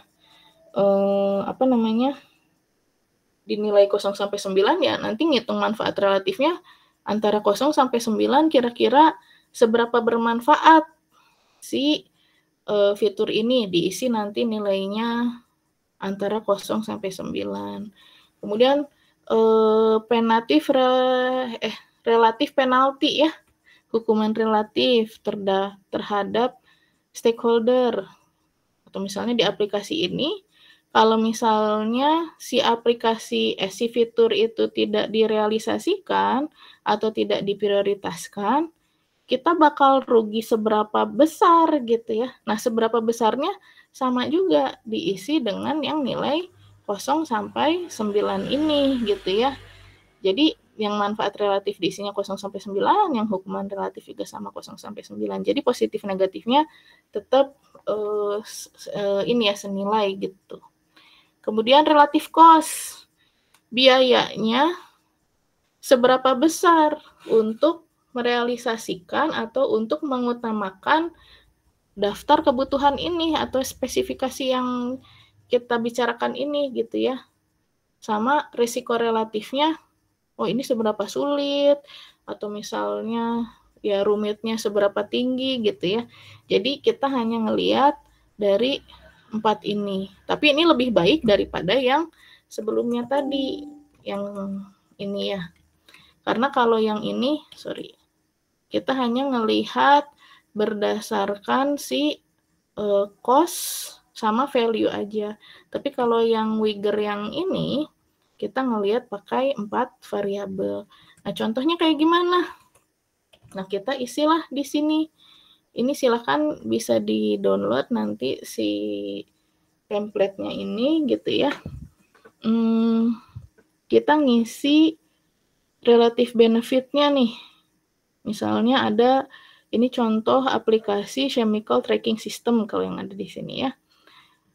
Query status of a vendor order. Jadi mau merealisasikan contoh misalnya ini FR01 untuk merealisasikan FR001 ini relatif benefitnya berapa, diisi 0 sampai 9. Oh, dia kasih 5 lah ya. Terus kalau misalnya nggak ada ini, kita akan rugi seberapa besar, diisi lagi 0 sampai 9. Nah, ini berdasarkan rumus yang tadi ini di sini. Nah, total value-nya berarti segini gitu ya. Terus nanti dirata-ratakan dengan yang lain, value-nya ini berarti 8,4%. Kemudian diisi lagi. Kalau yang ini kan total value sama value berarti udah ada rumusnya ya. Jadi kita cuma ngisi yang relatif benefit sama relatif penalty. Terus kan tadi ada 2 variabel lain ya, relatif cost sama relatif risk. Nah, cost sama risk persennya ini ya cuma dihitung dari secara keseluruhan di sini aja gitu ya, udah pakai rumus lagi. Nah, relatif cost-nya antara 0 sampai 9, ini dia murah nih atau kecil gitu ya. Dia diisi 2, terus resikonya juga ya nggak terlalu beresiko, diisi 1 paling minimal. Nah, nanti semuanya sama diisi data kayak gitu, kemudian diurutkan yang paling utamanya yang mana gitu ya. Ini sudah berdasarkan nilai prioritasnya. Nah, yang paling besar ini adalah yang query status of a vendor order. Kalau misalnya dilihat di sini, sebenarnya yang relatif benefit sama relatif penaltinya paling besar tuh yang nomor 2 mungkin ya. Jadi yang nomor 2 ini keuntungannya besar sekali, misalnya generate a chemical stockroom inventory report gitu ya. Keuntungannya besar kalau ada fitur ini. Walaupun saya juga nggak paham nih kenapa keuntungannya besar ya, karena ini adalah pandangan dari si kliennya gitu ya misalnya. Relatif benefitnya seperti ini. Kalau misalnya nggak ada juga ini bakal merugikan lumayan besar. karena nilainya udah di atas 5, nilainya ada 7 dari skala 9 gitu kan ya. Jadi kalau misalnya dilihat ini total value salah satunya yang paling besar adalah yang nomor 2 ini. Tapi pas dilihat si cost-nya juga lumayan besar gitu ya. Terus resikonya juga ya nggak terlalu besar juga sih sebenarnya ya. Tapi kalau misalnya berdasarkan perhitungan ini, ya tetap nanti dihitung ini hasilnya masih lebih rendah daripada yang nomor 1. Atau contoh lainnya yang value-nya cukup besar tapi ternyata urutannya di bawah. Itu adalah nih yang nomor 8 ya. Benefit-nya besar. Penaltinya juga lumayan besar nih, rugi kalau misalnya nggak ada kayak ini gitu ya. Nah, ini kan total value-nya mungkin dilihat yang paling besar juga ya. Tapi biayanya mahal. Kalau dilihat ya salah satu yang termahal nih di sini 7, walaupun ada juga nih yang paling mahal tuh di paling bawah nih ya. Ini yang paling mahal. Mahal ini bukan hanya tentang biaya harganya aja gitu ya, tapi mungkin dari waktunya, terus SDM-nya gitu ya, biasanya kalau kita bicara tentang cost. Terus risikonya juga kalau misalnya kita membuat ini rumit atau ada kompleksitas lain, jadi risikonya tinggi. Makanya ini prioritasnya termasuk yang rendah, jadinya ini masuk di urutan 8. Yang gitu ya contohnya. Jadi ini walaupun pada akhirnya mungkin dari klien udah ada request lagi gitu ya. Misalnya, oh yang didahulukan ini nomor sekian ya, nomor 1, 2, 3 gitu misalnya. Udah ada urutannya, daftar kebutuhan itu prioritasnya gimana. Tapi ini bisa kalian pelajari kalau misalnya dari klien juga nggak ada daftar prioritas. Atau misalnya tadi si klien itu nggak paham kompleksitas dan lain sebagainya gitu ya. Jadi kita harus ya kasih paham bahwa ini susah atau misalnya ini tidak mungkin untuk direalisasikan, misalnya prioritas ini nggak bisa karena aspek ABCD. Jadi tadi saya bilang teknik pemprioritasan itu ada banyak, ya itu juga misalnya kalau belum ada prioritas dari klien harus dibicarakan dulu. Ini yang paling diutamakan apanya nih? Misalnya nggak apa-apa kalau benefitnya besar, cost-nya besar juga gitu nggak masalah gitu ya.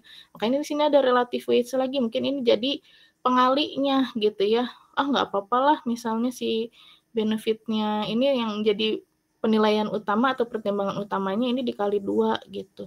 Ini yang resiko juga kayaknya nggak terlalu masalah deh, makanya dikali 0,5 lagi supaya posisinya nggak sejajar gitu ya. Kecuali kalau misalnya mau dianggap sejajar ya berarti relative weights-nya juga ini masih 1 aja semua gitu.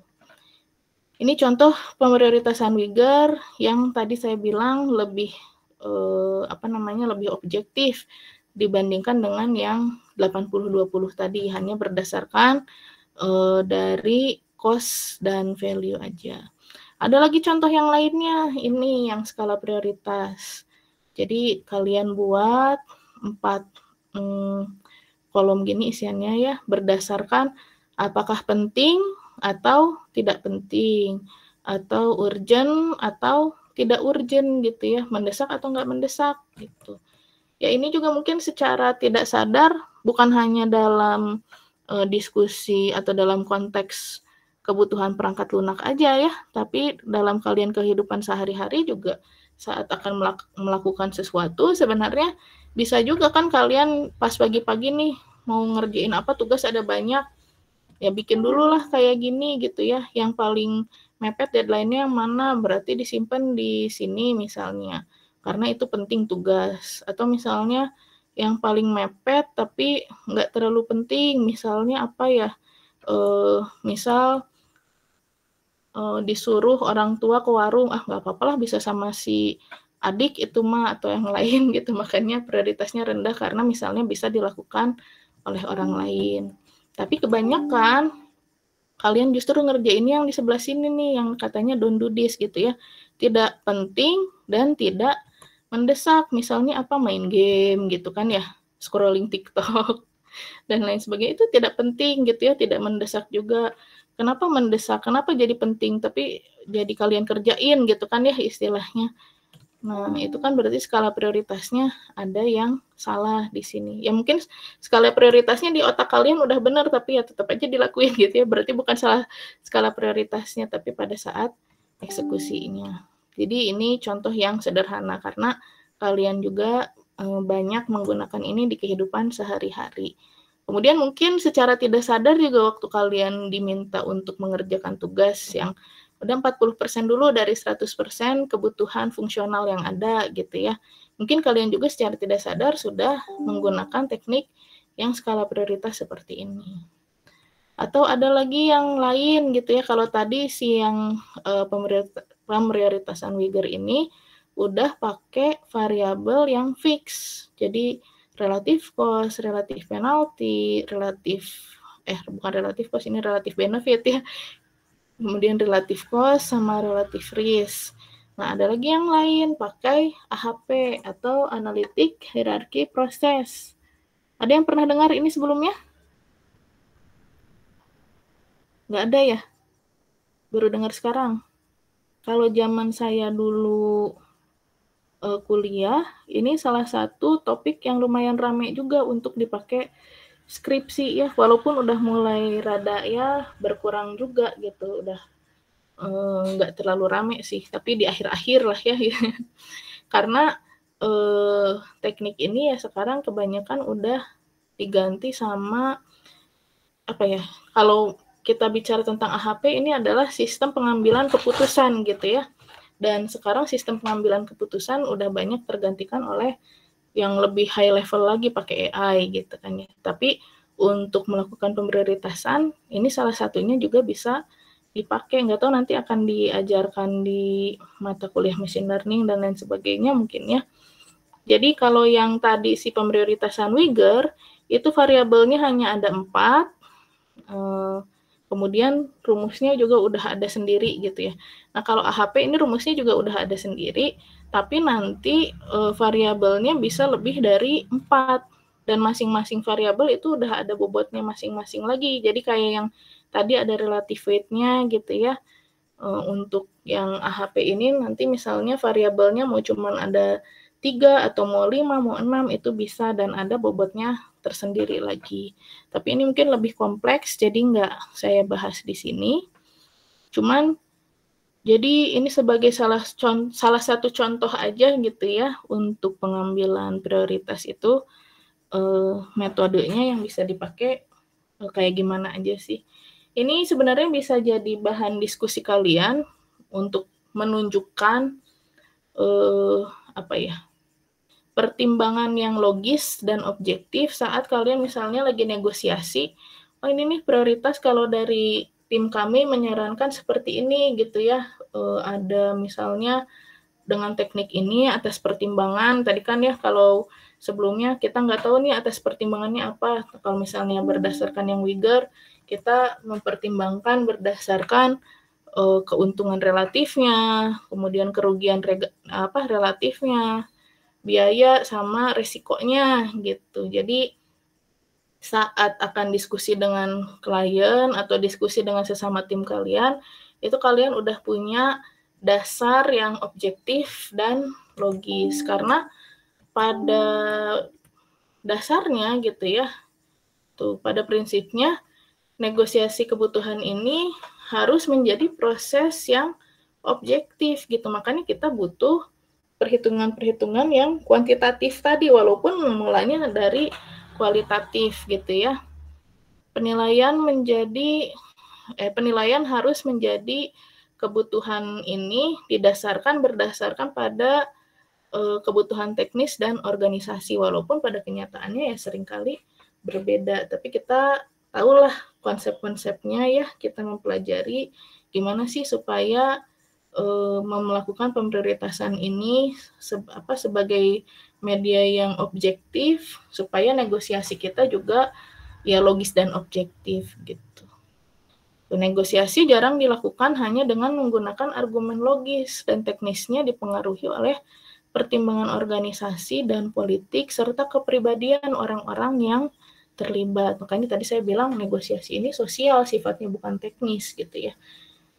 Tadi di sini disebutkan jarang dilakukan menggunakan argumen logis, makanya kita butuh media atau metrik-metrik untuk melogiskan si negosiasi ini. Terus nanti ada pertanyaan, Bu, maksudnya pertimbangan organisasi sama politik, terus kepribadian ini kayak gimana? Ya kalau kalian ngobrol aja ya sama teman-teman gitu, misalnya di Hima atau apa, walaupun kalian sudah menyediakan tadi media yang objektif, media yang logis, tapi misalnya company atau organisasi punya pertimbangan lain di luar kelogisan atau keobjektifan itu gitu ya. Atau misalnya udah bisa objektif sama logis, misalnya kita organisasinya atau company-nya ingin secara objektif, tapi orang-orang di dalamnya gitu ya, ada kepentingan-kepentingan tersendiri gitu. Ya dari kepribadiannya misalnya yang lebih kuat, yang jadi lebih didengar gitu ya, yang lain jadi lebih tersamarkan, yang udah ada maksudnya logis, ada yang objektif, tapi kalah dengan orang yang pinter ngomong atau orang yang ngotot gitu ya, sama orang yang ngeyel misalnya. Ya itu di luar, maksudnya udah bukan ada teorinya lagi bagaimana cara menghadapi ini gitu ya, kan suka banyak tuh di sosmed sekarang gimana cara mengatasi orang yang berkepribadian keras, bagaimana cara mengatasi orang yang NPD, ya belum tentu kalian terapkan juga bisa berhasil. Jadi ya tetap aja negosiasi bisa bukan gagal ya, tapi tidak optimal karena itu, atau karena politik ini bukan politik praktis ya, bukan tentang partai-partaian, bukan tentang bukan tentang 01, 02, 03 gitu. Nah, politik ini ya kalian misalnya saat bekerja, saat ya berkehidupan sehari-hari lah di kelas juga pada berpolitik kan, gimana caranya kalian supaya bisa mendapatkan nilai yang optimal, bagaimana cara kalian supaya bisa bergaul dengan teman-teman yang menguntungkan bukan yang merugikan gitu ya, gimana taktiknya gitu ya untuk bisa dinotis oleh dosen gitu. Nah sama di dunia kerja juga malah lebih brutal gitu ya.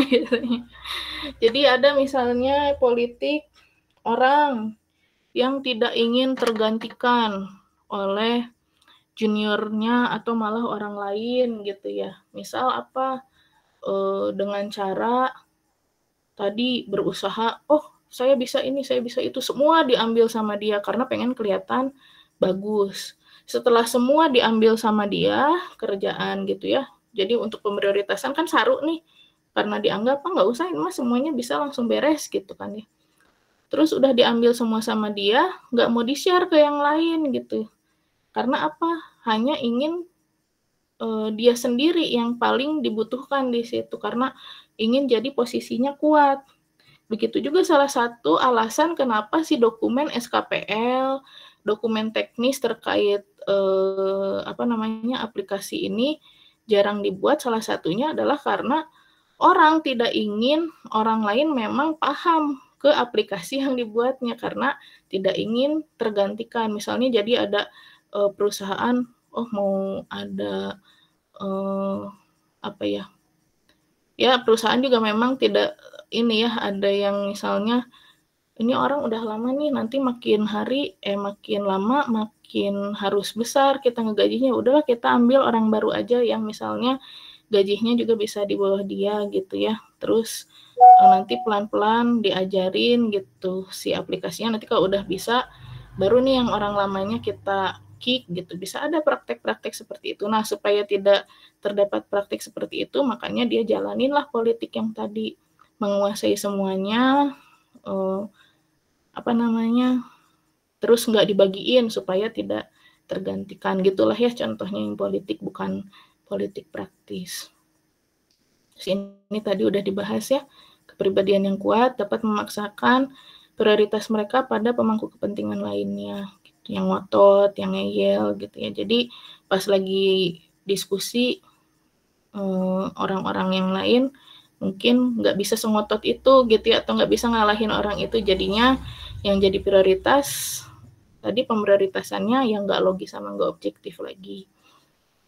Kemudian sebagian besar waktu dalam negosiasi kebutuhan biasanya dihabiskan untuk menyelesaikan konflik kebutuhan ini. Namun banyak perusahaan tidak memberikan cukup waktu untuk penyelesaian konflik tersebut. Jadi ya menutup mata aja gitu ya. Udahlah, nggak usah dianggap, anggap beres gitu. Anggap udah deal semuanya, kita kerjain aja gimana kita. Pada akhirnya nanti kok gini aplikasinya gitu ya, atau kok kayak gini yang diduluin gitu, atau kok jadi kayak gini si dealnya nggak sesuai kesepakatan misalnya ya. Jadi maunya cepet beres malah jadi lebih lama, bisa jadi kayak gitu. Ini juga terjadi mungkin contoh gampangnya ke mahasiswa yang bimbingan skripsi, nanti kalian juga mungkin bakal ngerasain ya. Anggaplah si dosen ini sebagai klien gitu ya, atau stakeholder emang stakeholder kan ya di dalam di dalam skripsi kalian. Jadi dosen pembimbing skripsi, kalau kalian bimbingan itu pasti kalian akan mengalami konflik, maksudnya ya minimal konflik batin sama diri sendiri ya, aduh hese yang dimintain sama dosen teh gitu ya. Udahlah daripada ini mah udah ngerjain sendiri dulu sampai beres, baru balik ke dosen pembimbing gitu ya, dengan harapan oh iya ini udah beres, udah boleh langsung sidang gitu. Jadi kabur lama, sekalinya datang udah bawa beres aplikasi memang. Tapi bisa jadi itu tidak sesuai dengan apa yang seharusnya dikerjakan sebagaimana instruksinya dari dosen, atau misalnya tidak sesuai dengan ekspektasi dosen pembimbingnya. Jadi kalian udah buang-buang waktu, kabur lama gitu ya, nggak ketemu bimbingan, harusnya mah sedikit-sedikit ngerjain diskusi kayak gitu ya, walaupun ya memang bakal ada konflik tadi saya bilang. Tapi ya jadi progresnya juga tetap terkontrol gitu. Tapi dengan misalnya kabur, ngerjain sampai beres, baru balik pas udah beres, ternyata harus revisi lagi malah lebih banyak. Jadi usaha kalian yang sebelumnya udah lama, jadi harus ngulang lagi, misalnya kayak gitu ya. Itu contohnya mungkin yang dalam waktu dekat akan kalian alami gitu ya. Kemudian konflik tidak boleh dipandang sebagai kegagalan. Konflik itu wajar dan tidak terelakkan. Justru cenderung sehat kalau kalian bisa menghadapi konflik tersebut gitu. Jadi jangan dihindari konflik itu, tapi dihadapi dan dicari jalan keluarnya atau penyelesaiannya itu seperti apa gitu ya. Sampai sini ada pertanyaan?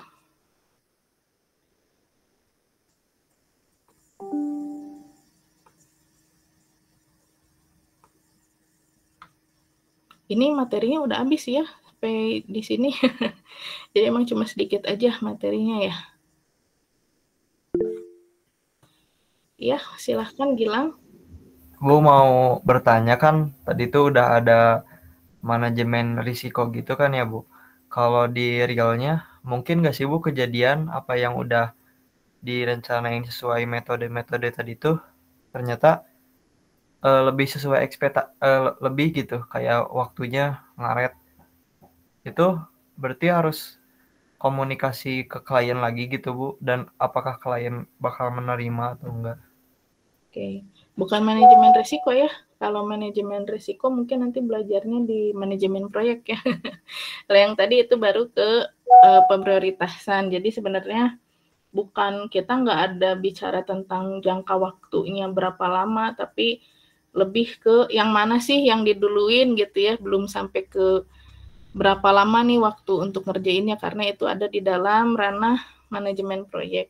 Tapi ya sebagai, ya mungkin saya juga bisa bahas sedikit gitu ya, untuk yang gimana kalau lebih waktunya, biasanya sih ya pasti lebih gitu ya. Makanya ada teknik-tekniknya gitu. Sebelumnya itu daripada kalian mencoba mengimpresi klien dengan bilang, oh ini bisa cepet ngerjain, tapi nggak usah kasih ekspektasi bagus di awal gitu ya. Misalnya kalian memperkirakan, oh ini 2 minggu nih beres gitu ya. Terus bilang ke kliennya baru bisa beresnya 4 minggu gitu. Terus nanti negosiasi deal-dealannya mungkin ya udahlah 3 minggu gitu ya. tapi kalian tetap usaha kerjain 2 minggu gitu kan ya. Nah, itu bisa jadi ada impresi baik kan ya. Walaupun deal-dealannya jadinya katanya 3 minggu, oh ternyata udah beres 2 minggu gitu. Itu bisa jadi, oh ya udah beres sip, jadi lebih cepat kerjainnya bagus nilainya. Atau kayak contoh suami saya ya, misalnya mungkin saya pernah cerita juga kerjaan yang kayaknya ini mah beres seminggu, terus bilang 2 minggu gitu beresnya. Pas seminggu udah beres nggak langsung bilang ini udah beres, tapi oh ya udah seminggu punya waktu luang buat main game gitu. Udah kerjaannya udah beres misal kayak gitu ya. Jadi itu ya emang udah pasti gitu ya, waktunya biasanya kebanyakan lebih lama. Nanti kalau di manajemen proyek bisa kita lihat ada grafiknya gitu. Biasanya pengerjaan proyek itu akan molornya berapa besar gitu. Dan soal kliennya nerima atau enggak ya itu mah balik lagi ke klien masing-masing ya. Saya nggak akan bilang, oh pasti nerima lah. Jadi ya ini juga balik lagi ke negosiasinya tadi ya. Apakah sesuai kontrak ada yang harus dibayarkan untuk kerugian tersebut, ada ganti ruginya gitu ya, atau ada resolusi yang lain misalnya. Jadi ya nggak dimasalahin gitu ya, kalau misalnya di kontrak nggak ada, itu balik lagi ke masing-masing. Karena case per case tidak sama semua. Jangankan klien teman kalian di sini juga orangnya pada beda-beda kan ya. Kalau misalnya ada yang dikecewakan, responnya juga pasti bakal beda-beda gitu ya, Gilang ya. Iya, Bu. Nanti kuliah manajemen proyek semester berapa ya? Semester 4 mungkin ya, sama Pak Radit ya. Ada lagi pertanyaan yang lain? Boleh, siapa? Raffi, Bu, izin bertanya, kalau misalnya yang ngurusin tentang negosiasi, terus kayak gitu-gitu tuh, kalau di dunia kerja role-nya apa ya, Bu, kalau boleh tahu? Ini bisa macam-macam, balik lagi sama bisa macam-macam. Apakah si SA yang komunikasi dengan klien, tapi ada juga misalnya perantara dari company-nya kalian gitu ya, sebagai orang bisnis lah ya, biasanya yang cari klien, nawarin produk ke orang lain gitu ya, orang bisnisnya. Terus bisa juga project manager gitu ya, yang ngurusin masalah ini. Jadi nggak selalu sama semua yang mimpinnya siapa, tapi biasanya ya yang melakukan atau yang memimpin ini pasti pemimpin di dalam tim tersebut gitu. Ada yang misalnya mengkomunikasikan, yang tadi orang bisnis ya, makanya yang saya bilang orang bisnis sama tim developer tuh biasanya walaupun si orang bisnis ini tim developer juga gitu ya, dari company-nya tim developer atau dari ya company yang menangani pengembangan aplikasi, tapi kan orang bisnis tuh biasanya janji manis tuh, nggak real gitu ya. Yang penting dia dapat klien, yang penting perusahaan dapat klien. Kadang suka nggak ngerti juga sama, jadi biasanya orang bisnis juga bisa jadi bukan dari orang teknis gitu ya. Asal biar dapat deal dari klien, ngejanjiin misalnya kerjaan yang harusnya dikerjain 4 minggu, dijanjiin hanya 1 minggu gitu. Makanya ini jadi musuh tim ininya gitu ya, dari tim developernya, dari programmer dan lain-lain yang tim teknis, karena menjanjikan hal-hal yang mustahil gitu. Makanya tadi mungkin ada kenapa bisa jadi kayak gitu ya, ada orang yang memang menjanjikan cepat nggak sesuai tadi yang saya saranin, misalnya kayak gitu di tim kalian. Ya karena pada dasarnya mungkin si klien juga bakal nyari orang yang bisa ngerjain proyeknya dengan cepat gitu kan ya. Akhirnya ribut sama tim developernya, ya walaupun pada akhirnya mungkin karena tidak mungkin untuk dikerjakan 1 minggu, tapi udah ada deal sama orang bisnisnya, ya pada akhirnya memang ada misalnya kesepakatan baru gitu ya, atau misalnya dengan kontraknya yang yang tadi harus ada ganti ruginya atau macam-macam lah. Jadi banyak dinamikanya nanti secara real gitu ya. Bahkan kalian sesama tim developer juga ya suka berantem lagi gitu ya, suka ada konflik-konflik lagi. Jadi ya itu wajar gitu ya. Orangnya nanti ada macam-macam ya, Rafli ya. Tadi siapa yang nanya, Rafli atau? Iya Bu, Rafli. Rafli ya. Gitu ya. Terima kasih Bu. Iya. Ada lagi pertanyaannya? Mungkin yang pada pernah kerja anak SMK, yang tadinya dari SMK, ada yang pernah jadi negosiatornya atau yang jadi orang bisnisnya? Kayaknya belum dikasih ya kalau yang SMK ya. Lebih ke banyak ngerjain teknisnya ya. Tapi ya masing-masing pasti ada role yang berbeda. Bisa jadi project manajernya langsung berkomunikasi, bisa jadi si orang bisnisnya gitu ya. Kalau di bisnis tuh apa ya istilahnya saya lupa. Ya intinya dari company juga, dari perusahaan walaupun perusahaannya ceritanya tentang software house gitu ya, tapi pasti nggak semuanya orang IT gitu ya. Tapi ada orang bisnisnya juga yang tadi saya bilang dia harus cari klien buat ada kerjaan yang dikerjain sama tim developernya gitu. Oke, ada lagi tambahannya atau ada yang ingin didiskusikan? Mau cerita pengalamannya boleh mungkin?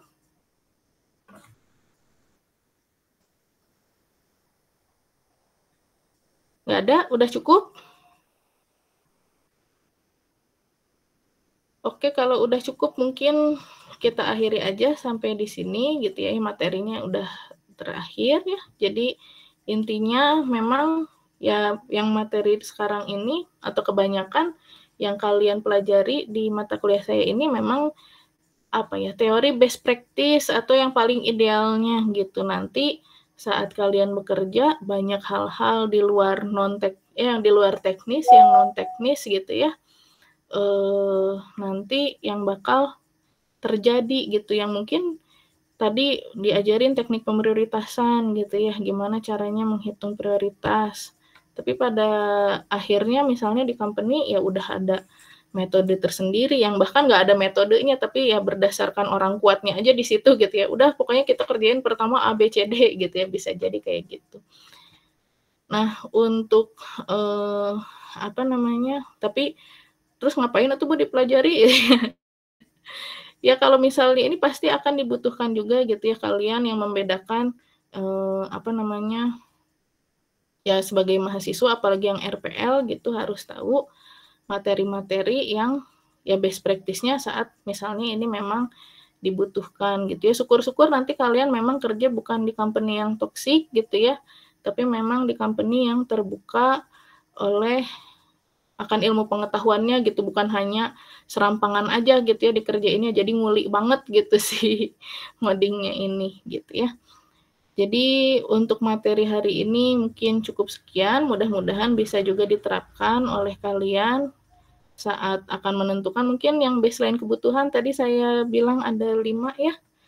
Misalnya kelas lain tuh pada lupa yang baseline itu yang mana, padahal mungkin dibuka lagi tugasnya pernah saya kasih 5 atau 10 gitu ya, saya lupa. Tapi ya untuk UAS ini nggak apa-apa 5 aja yang merupakan baseline ya.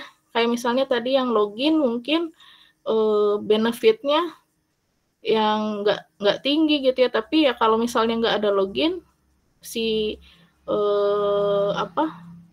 hukuman ya, relatif punishment atau relatif penaltinya besar gitu ya, gimana nanti hak aksesnya. Itu login juga bisa jadi masuk ke dalam baseline kebutuhannya itu gitu. Jadi nanti dipertimbangkan aja berdasarkan materi yang sudah dipelajari hari ini. Dan kalau misalnya ada hal-hal juga yang terjadi konflik di luar teknis gitu ya, misalnya antara berhubungan secara manusianya, ya kalian coba upayakan karena itu juga salah satu proses pembelajarannya.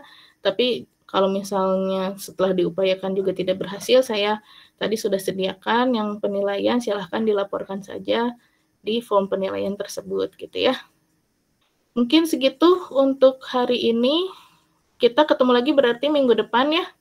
Jangan lupa didiskusikan Kinta untuk materinya itu mau online atau offline nanti ya. Paling gitu aja. Terima kasih atas partisipasi hari ini. Selamat melanjutkan kembali aktivitasnya yang lain. Wassalamualaikum warahmatullahi wabarakatuh. Selamat siang semuanya. Waalaikumsalam. Waalaikumsalam warahmatullahi wabarakatuh. Terima kasih Bu.